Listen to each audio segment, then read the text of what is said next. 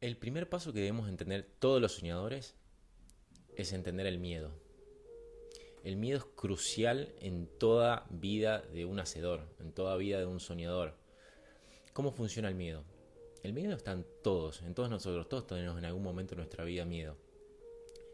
A veces se aparece de manera muy visible y la mayoría de las veces funciona como un compañero invisible que lo tenemos siempre con nosotros, y en los momentos que decidimos perseguir un sueño, tomar acción, ir para adelante, al poco tiempo seguramente vas a recibir miles de millones de pensamientos de negativos. ¿Por qué no lo deberías hacer?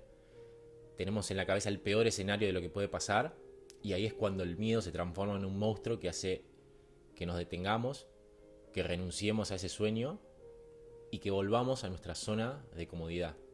Entonces el miedo es muy inteligente. Él en realidad nos quiere cuidar, quiere que no salgamos de nuestra zona de confort.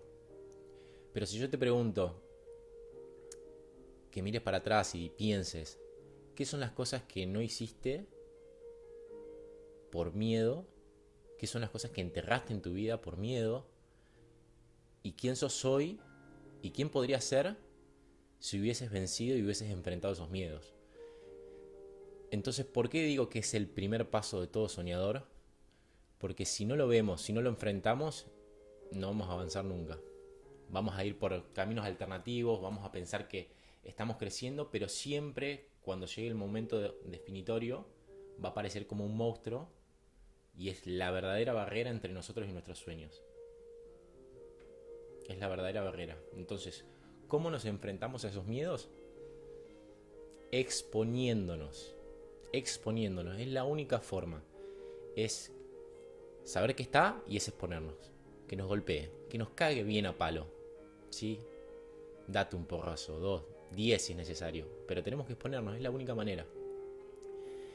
Yo siempre cuento mi etapa como jugador de rugby. Fue una de las que aprendí muchísimo. Y mi primera gran lección fue el miedo. Yo era un jugador muy rápido, muy veloz. Jugaba en ese momento cuando empecé de win. Cuando agarraba la pelota volaba y sentía que no me paraba nadie. Pero claro, cuando venía un jugador más pesado, más fuerte que yo, y me encaraba, me venía enfrente, hacía el famoso amague de abrir los brazos, me impactaba en los brazos y seguía, porque tenía miedo. Tenía miedo de golpearme, tenía miedo de taclear, pero no lo veía. Y es más, ahora de grande me doy cuenta que ese miedo estaba y se repetía y cada vez era más notorio, porque cuando no enfrentaba ese miedo dejaba mi equipo con condiciones peores, porque no me animaba a enfrentar ese miedo de taclear. Y si yo quería ser mejor jugador, si yo quería ser un jugador más completo, necesitaba enfrentarme a ese miedo, necesitaba ponerle el hombro cuando venga ese grandote y, y derribarlo. En un momento el miedo me apareció en persona y era un pilar gigante. El pilar generalmente en el rugby es el jugador más grandote, más pesado, que se separó de una formación fija con la pelota, me miró con una cara de asesino serial y me apuntó al pecho. Ahí me di cuenta que no me iba a esquivar, que no me iba a buscar por afuera, no, me venía al pecho a pasarme por encima, porque estábamos muy cerca de la línea de Lingol, que es la línea donde haces el try. Entonces ahí ya no tenía escapatoria, venía el miedo a 100 kilómetros por hora con 30 kilos más que yo, y era momento de o hacerme el distraído, dejarlo pasar y que haga el try, o esta vez tomar la decisión de cerrar los ojos, bajar el nivel de gravedad y atacarlo con los hombros para derribar ese pilar. En ese momento me di cuenta de que lo estaba enfrentando, que ya no me hacía el distraído. Ese fue un plus que me dio mucha confianza para empezar a animarme a cada vez buscar más, enfrentarme a ese miedo del tackle, de enfrentarlo, y con el tiempo me daba cuenta que ya me empezaba a gustar. Ya el desafío de tener que taclear a alguien empezaba a ser algo entretenido, algo bueno, era un desafío. Por eso me parece tan importante esto de exponerte ante tus miedos.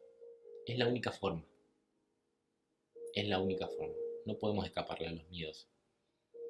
Escaparles significa paralizarnos, significa ir para atrás.